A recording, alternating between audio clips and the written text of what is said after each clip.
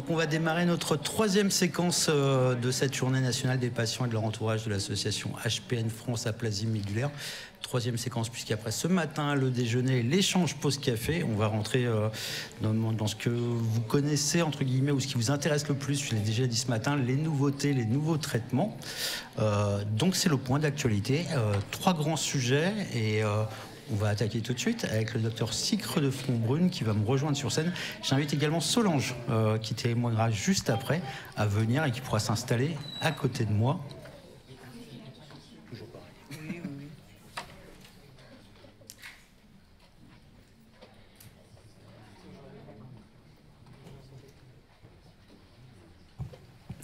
Bonjour. Bonjour à tous. Bonjour. Donc, on va parler des nouveaux traitements dans l'aplasie médulaire. Et donc, pour commencer, j'ai voulu faire un petit rappel historique des différentes étapes de la prise en charge de l'aplasie médulaire pour vous recontextualiser un peu les choses.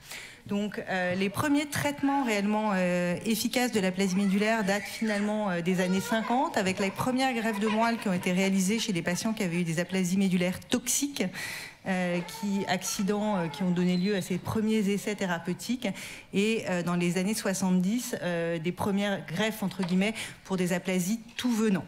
Et avec des conditionnements qui étaient basés soit sur du cyclophosphamide, donc qui est un traitement très lymphotoxique, dont Régis vous a parlé ce matin dans le cadre des greffes haploïdentiques, ou à base de SAL. Et en fait, c'est ça qui a permis de comprendre que l'aplasie médulaire était une maladie qui était sensible au traitement immunosuppresseur, parce qu'on a observé que certains patients qui avaient rejeté le greffon avaient une reconstitution hématologique autologue, c'est-à-dire que la moelle osseuse qui ne marchait pas avant se remettait à marcher. Et c'est ça qui a permis de comprendre que cette maladie était sensible aux immunosuppresseurs. À l'époque, on avait également les androgènes qui peuvent être efficaces chez certaines personnes, à peu près 30% de réponses, dont, je vous rassure, on ne connaît toujours pas le mécanisme d'action 50 ans après. Et à partir des années 80, donc suite à ces premières constatations, on s'est mis à développer des traitements immunosuppresseurs et notamment des traitements à base de sérum antilymphocytaire. Au cours des années 80, on a comparé le traitement par sérum antilymphocytaire à la cyclosporine seule ou à l'association des deux, et on a pu mettre en évidence que l'association sérum antilymphocytaire plus cyclosporine donnait des meilleurs résultats, avec notamment un taux de réponse et surtout un risque de rechute qui était beaucoup plus faible avec une association par rapport à une monothérapie. Et puis, en 2010, il y a une étude randomisée, donc comparative entre deux groupes, qui a publié en 2011, pas une petite faute, mais c'est juste une question de décennie, qui a permis de mettre en évidence que le traitement par SAL de cheval par rapport au SAL de lapin était plus efficace, c'est les courbes qui sont ici en bas, en termes de survie, qui avait un avantage de survie chez les patients qui recevaient du SAL de cheval associé à la cyclosporine par rapport au SAL de lapin. Et donc, on était au début de la décennie 2010 sur un traitement de référence chez les patients atteints d'aplasie médulaire sévère basé sur l'association SAL de cheval et cyclosporine.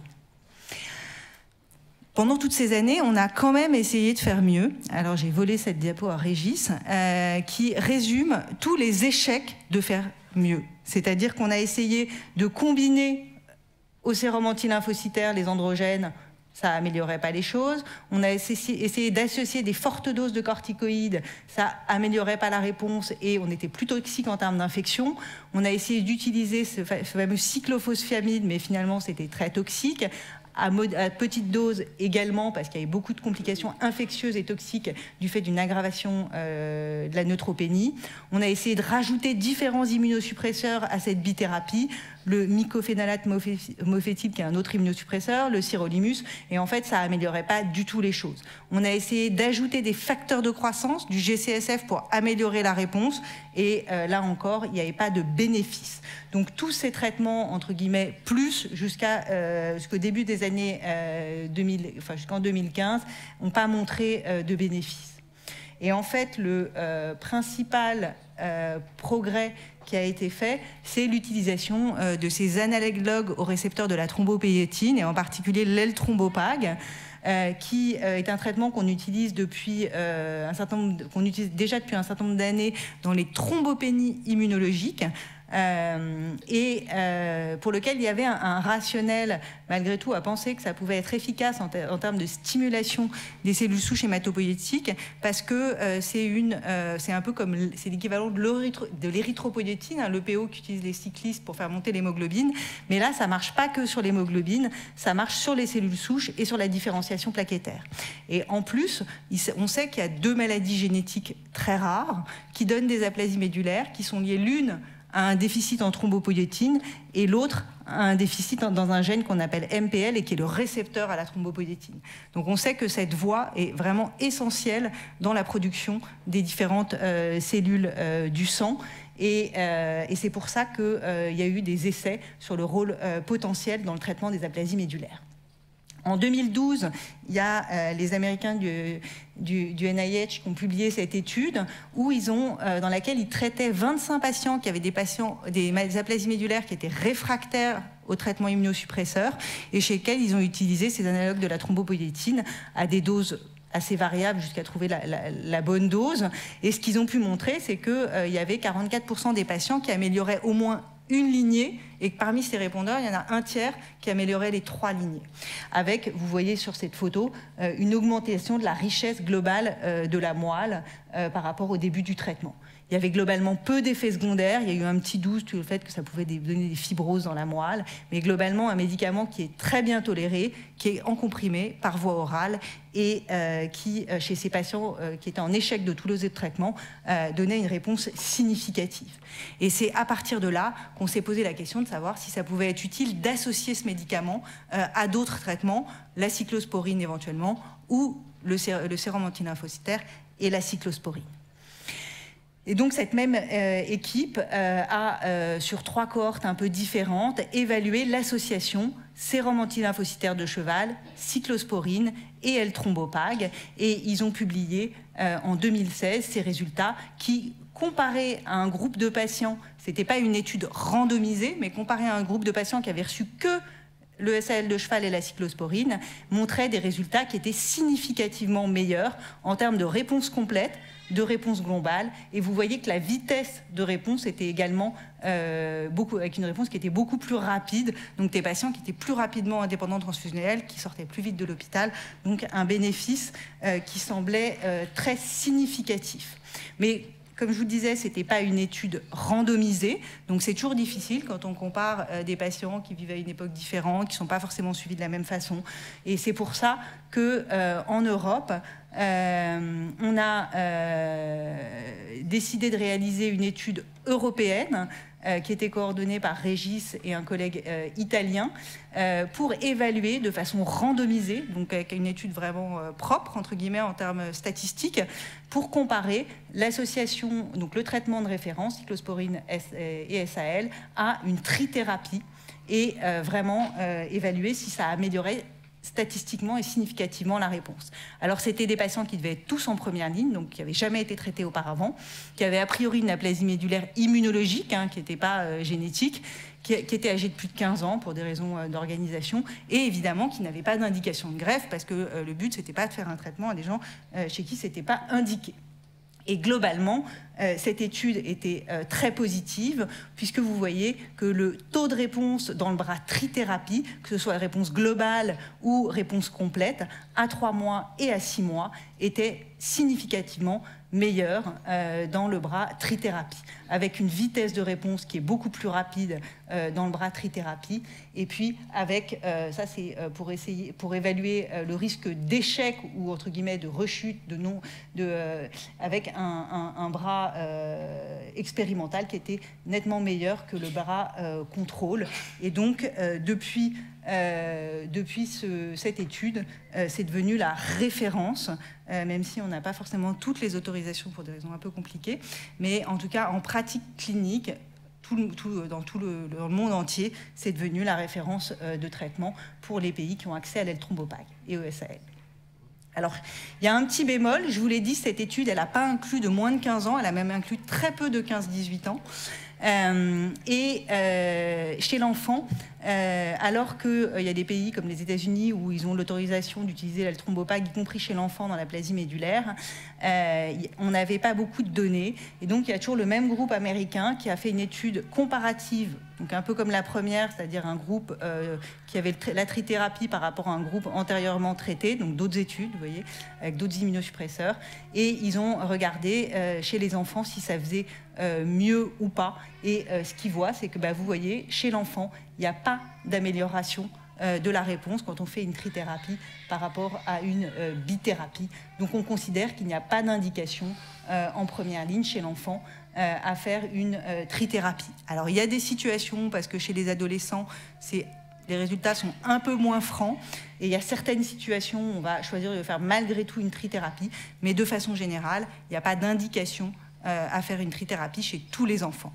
Sachant que, par ailleurs, pour des raisons d'efficacité sur le long terme, les enfants qui ne répondent pas à un traitement immunosuppresseur standard, on a actuellement une stratégie qui est d'aller très vite à la greffe pour qu'ils soient guéris de cette maladie et pas exposés à un risque de complications sur le long terme, que ce soit la rechute, que ce soit l'HPN, que ce soit d'autres complications comme les évolutions clonales, dont on parlera un tout petit peu après. Donc, à l'heure actuelle, la stratégie thérapeutique, Régis vous a montré cet algorithme qui est celui qu'on a remis à jour pour le PNDS. Si on a plus de 18 ans, qu'on n'a pas d'indication de greffe en première ligne, c'est-à-dire qu'on a plus de 40 ans ou pas de donneur totalement compatible, et la stratégie thérapeutique de première ligne, c'est SAL le cheval, cyclosporine et L-thrombopag. Et puis, chez les moins de 18 ans, une bithérapie comme on faisait avant.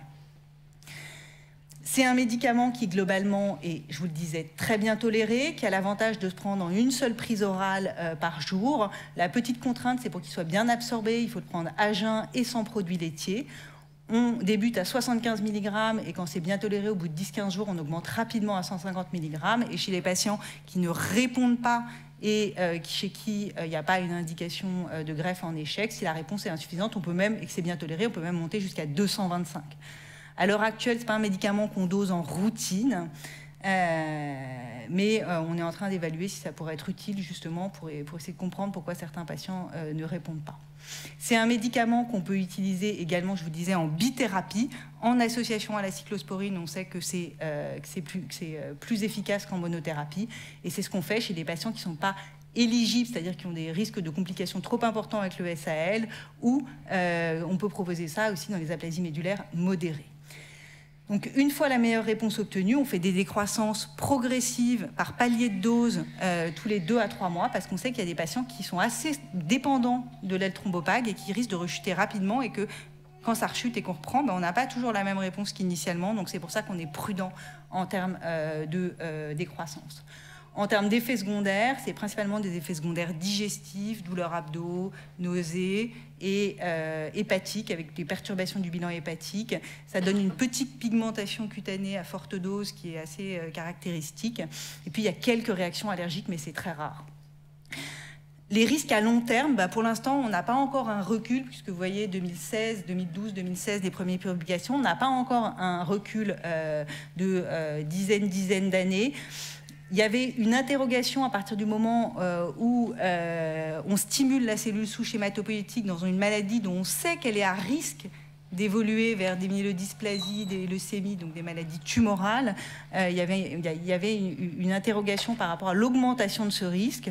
Les études actuelles ne sont pas en faveur d'une augmentation, mais on aura besoin d'avoir vraiment des études de long terme pour s'en assurer.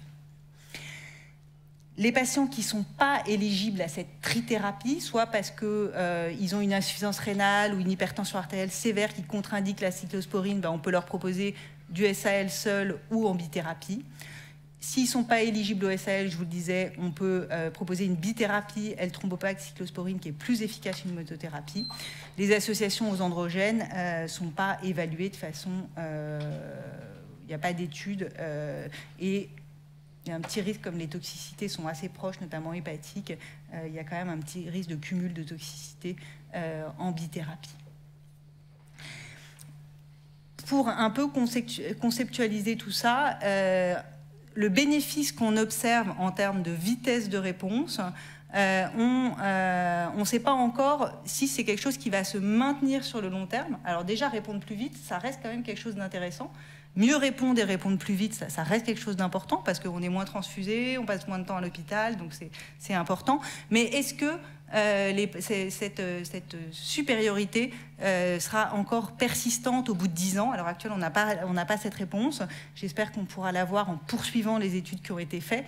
Et il y a une chose qui est importante dans l'aplasie médulaire, et c'est pour souligner un peu cette notion de stratégie thérapeutique qui, de plus en plus chez les sujets jeunes, que ce soit par la greffe haploïdentique ou par des greffes non apparentées, complètement compatibles chez les moins de 18 ans, comme on est en train d'essayer de l'évaluer, cette stratégie qui vise à mettre chez les jeunes l'allogreffe en deuxième ligne, ou même en première ligne, plutôt dans la prise en charge thérapeutique.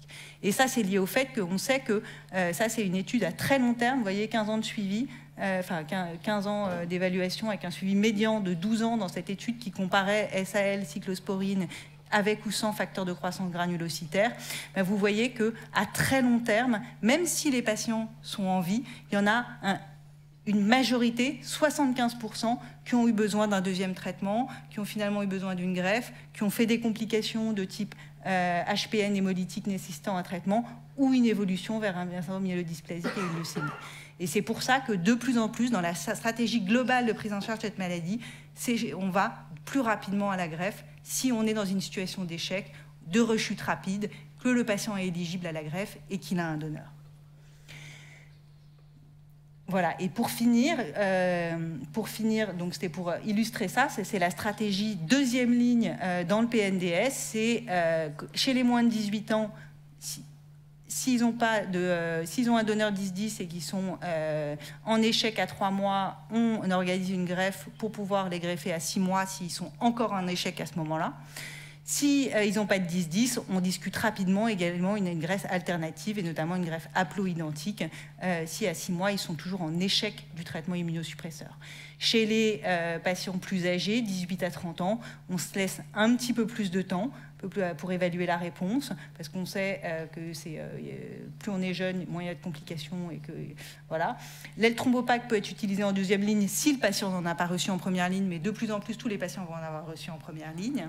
Et dans ce cas-là, on va également discuter une greffe alternative s'il n'y a pas de donneur de greffe de donneur complètement compatible. Et après, chez les plus de 30 ans, ceux qui n'avaient pas eu de greffe alors qu'ils avaient un donneur compatible, on va aller vers la greffe. Et éventuellement, s'ils n'ont pas du tout de comorbidité, éventuellement discuter là aussi chez les plus jeunes des greffes alternatives, et puis chez les autres, éventuellement un deuxième traitement immunosuppresseur s'ils rechutent, ou d'autres possibilités thérapeutiques. Une chose qui est importante, parce qu'on vous embête souvent beaucoup avec les myélogrammes de surveillance, toutes les aplasies médulaires, quelle que soit leur cause, sont associées à un risque d'évolution vers d'autres maladies. Même si ce risque n'est pas très important, vous voyez, dans cette étude-là, c'était 8% à 15 ans. Il y a des études où c'est un peu moins, des études où c'est un peu plus. Mais il y a à peu près un risque qui est de l'ordre de 10% d'évaluer vers d'autres maladies, que ce soit des myélodysplasies et des leucémies. Et c'est pour ça que c'est important de surveiller pour anticiper et mettre en place des stratégies précoces de greffe s'il y a des signes au niveau de la moelle qui annoncent qu'il va y avoir une évolution vers ce type de maladie avant qu'elle survienne. Voilà. On va faire un petit peu comme avec Thomas ce matin.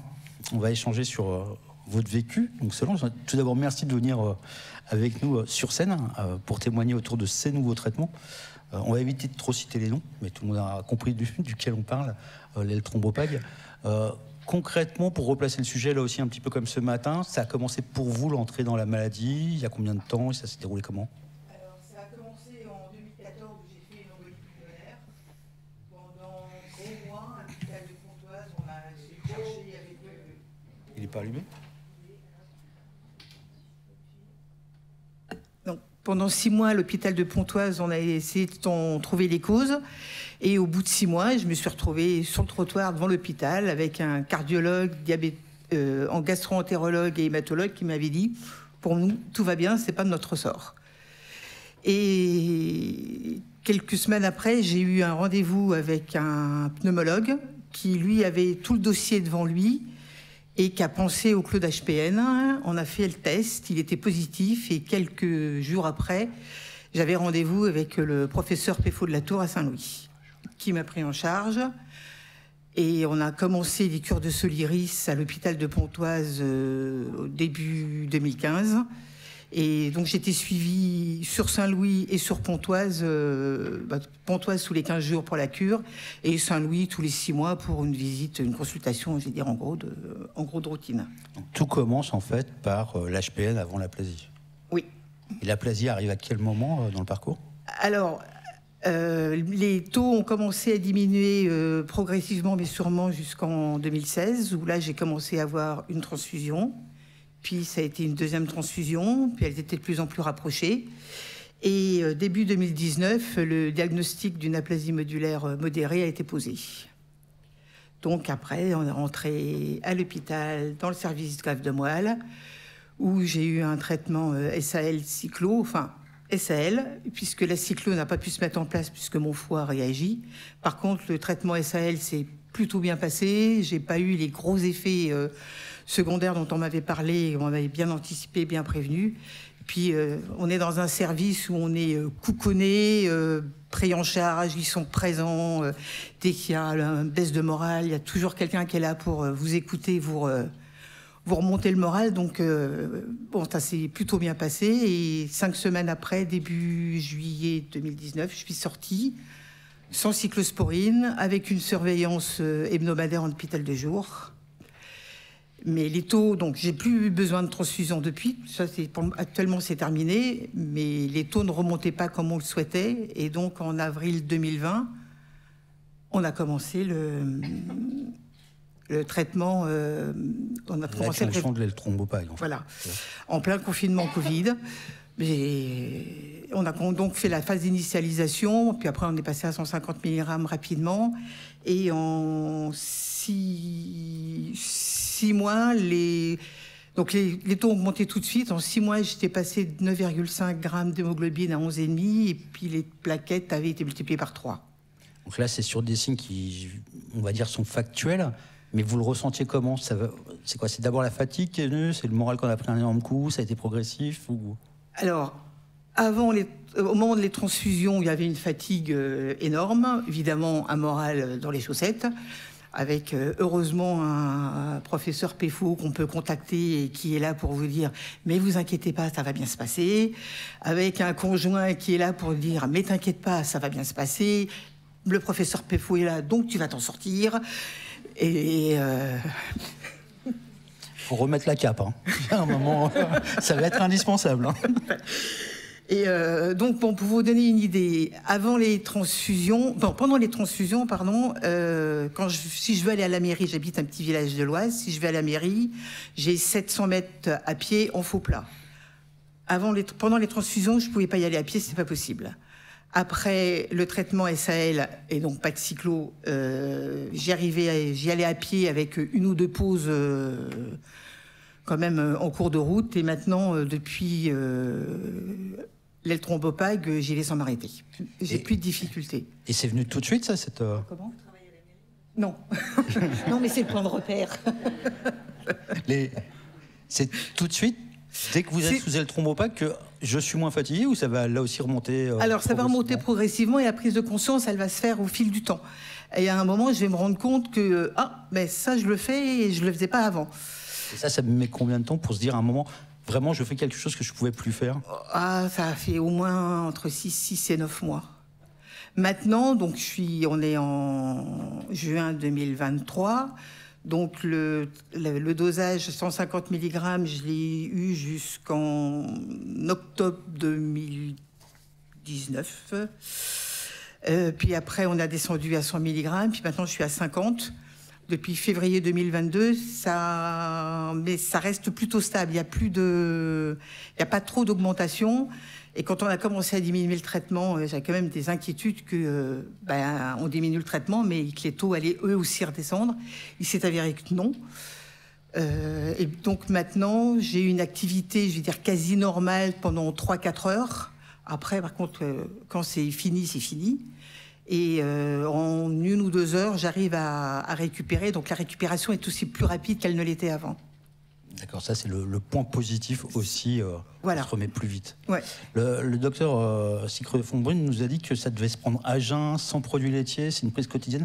Comment on est à jeun au moins 1 fois par jour? Alors, la plupart des Français mangent au moins 3 fois, au moins. Professeur Peffot m'avait dit il faut être 4 heures avant, 4 heures après. Donc, 4 heures avant, 4 heures après... faut bien calculer. Il faut bien calculer. Donc, j'ai un peu décalé mon repas du soir. Donc, j'ai fait dîner monsieur plus tôt. Mais je dirais qu'on termine de dîner, il est 20h. Quand je vais me coucher, en gros, il est minuit. Donc, mes 4 heures, je les ai. Et après, le petit déjeuner, bon, je ne travaille plus, donc à petit déjeuner vers 8h, le problème... Grasse matinée, on va attendre un peu. On n'appelle pas ça une grasse matinée quand même. Pour certains, si. Et puis, il m'avait aussi expliqué que si je sortais un soir et que je ne pouvais pas la prendre, c'était pas très grave. Malgré tout... Il y a un regard sévère qui vient d'arriver. Malgré tout, j'ai toujours essayé. Honnêtement, j'ai dû le rater quelques très rares fois. Mais même si on terminait plus tard parce qu'on était sortis, parce qu'on a une vie sociale quand même en étant malade, quand je me couchais, je préparais le cachet sur la table de nuit. Et pendant la nuit, si je me réveillais, parce que généralement je me réveille au moins 1 ou 2 fois, je regardais l'heure, c'est bon, tu peux le prendre, et je le prenais pendant la nuit. Donc c'est même pas un vrai problème en fait, le fait de devoir être à jeun ou en tout cas c'est facilement. Pour moi ça l'a pas été. D'accord. Pour moi ça l'a pas été. C'est juste un petit décalage. Et puis si après c'est mettre une croix sur le carré de chocolat devant la télé, mais bon, c'est pas non plus dramatique. Alors une question plus du côté de vous docteur, c'est à jeun et sans produits laitiers, c'est quoi pourquoi pas les produits laitiers spécialement? Parce que ça bloque l'absorption. C'est juste ça. Ouais. C'est pas le seul médicament, il y en a d'autres. Notamment des médicaments pour l'ostéoporose qui, pareil, ne doivent pas du tout être pris avec des produits laitiers. Et sans produits oui. laitiers, ou à jeun et on peut prendre un produit laitier jusqu'à 4 heures avant. Oui. D'accord. Oui. Sinon, pour le coup, ça, on va se faire engueuler par les rhumatos. Non, c'est-à-dire qu'il ne faut pas le boire avec un verre de lait, quoi. Oui, d'accord. Et pas un carré de chocolat au lait. Voilà. Éviction totale du chocolat. Merci pour ce témoignage. Est-ce que vous avez autre chose que vous voudriez nous ajouter sur ce vécu avec le thrombopaille? Moi, je le vis plutôt bien. J'ai pas d'effet secondaire. J'ai pas fait de jaunisse. Je réagis bien. Donc, en gros, je veux dire, en résumé, ça m'a quand même changé la vie, quoi. C'est ce que vous aviez dit aussi. Il y a très peu finalement d'effets secondaires qui ont été signifiés. C'est globalement très bien toléré. On a quelques patients qui sont très très nauséeux, qui tolèrent pas du tout. Et dans ce cas-là, ce qu'on conseille, c'est quand même de rebaisser la dose, de se laisser plus de temps, d'augmenter progressivement. Et globalement, c'est rare qu'on n'y arrive pas. Il y a toujours des phases d'adaptation dans les doses des traitements, quels que soient les patients, ou finalement le protocole de base, entre guillemets, il fonctionne Non, le protocole de base, il fonctionne 75-150 chez la majorité des patients. Puis il y a quelques patients chez qui on doit adapter. D'accord. Alors on va peut-être passer aux questions dans la salle et comme d'habitude, je vais poser la première pour lancer les opérations. On va rester sur cette idée de protocole. Vous nous avez expliqué que l'étude DRESS avait permis de montrer que c'était finalement la référence aujourd'hui, mais ça ne l'est pas complètement. J'ai pas tout compris en fait. Ça ne serait pas complètement dans quel sens? Alors, il se trouve que pour pouvoir donner un traitement dans une maladie, dans une indication par exemple, on a besoin d'avoir une autorisation de mise sur le marché. Et donc, à l'heure actuelle, l'autorisation de mise sur le marché, elle n'est pas en première ligne, elle est en deuxième ligne ou chez les patients qui ne sont pas éligibles à un traitement par SAL, cyclosporine. Pourquoi? Parce que les autorités européennes de santé ont estimé qu'il n'y avait pas assez de recul et qu'il faudrait qu'on attende plus longtemps. Mais en pratique, partout dans le monde, donc en France, c'est dans un cadre compassionnel ou on va dire spécifique? Officiellement, s'ils vérifiaient, ils pourraient dire on ne rembourse pas. D'accord. Mais ils ne le font pas. Il y a une autre question aussi. Vous avez dit que chez l'enfant, il n'y avait pas de bénéfice. C'est quoi Est-ce que là aussi, c'est juste un effet âge? Quelle serait la particularité? On ne sait pas du tout non plus. On ne sait pas. Après, la réponse au traitement de base n'est pas exactement la même chez l'enfant et chez l'adulte. Il y a des variations. Est-ce que c'est lié à des mécanismes un peu différents? Mais clairement, quand on l'a évalué, alors encore une fois, c'est une étude qui n'était pas randomisée, donc c'est pas une évaluation au sens strict du terme, c'est une comparaison à une cohorte historique, donc peut-être que c'est lié à ça. Mais en tout cas, on n'a pas d'études qui montrent que ça améliore les choses chez l'enfant, et vraiment de plus en plus chez les enfants. Je vous montrais des données de suivi à 15 ans, qui disent qu'il y a 25% des patients qui n'ont pas eu besoin d'un autre traitement. Donc un enfant qui ne répond pas au traitement immunosuppresseur, globalement, on a envie de le greffer. On a envie de le guérir. Parce que quand il a 5 ans, 15 ans, c'est 20 ans. Ouais. Est-ce qu'on a des questions dans la salle ou des questions en ligne, peut-être, Fatima Zahra? Non, pas en ligne, dans la salle. Non plus. C'est vrai que vous êtes très très sage. La glycémie postprandiale, on va dire. L'effet sieste. Solange, merci beaucoup. Et docteur, je vous réinvite à passer au pupitre. Et à la place de Solange, à la place de Solange, où est-elle? Je perds mes yeux. Elisabeth. Ah, là-bas.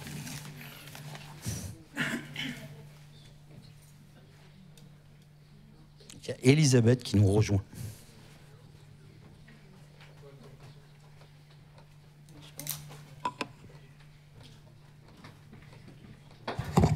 Donc, pour cette deuxième partie, on va parler des nouveaux inhibiteurs terminaux. Alors, terminaux, qu'est-ce que ça veut dire?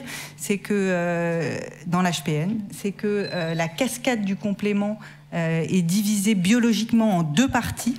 La partie proximale, qui est, on va dire, l'initiation et l'amplification de l'activation de la cascade du complément, et la partie terminale, qui est vraiment la partie effectrice et la formation de ce complexe d'attaque membranaire qui va faire des trous dans les cellules et en particulier dans les globules rouges HPN.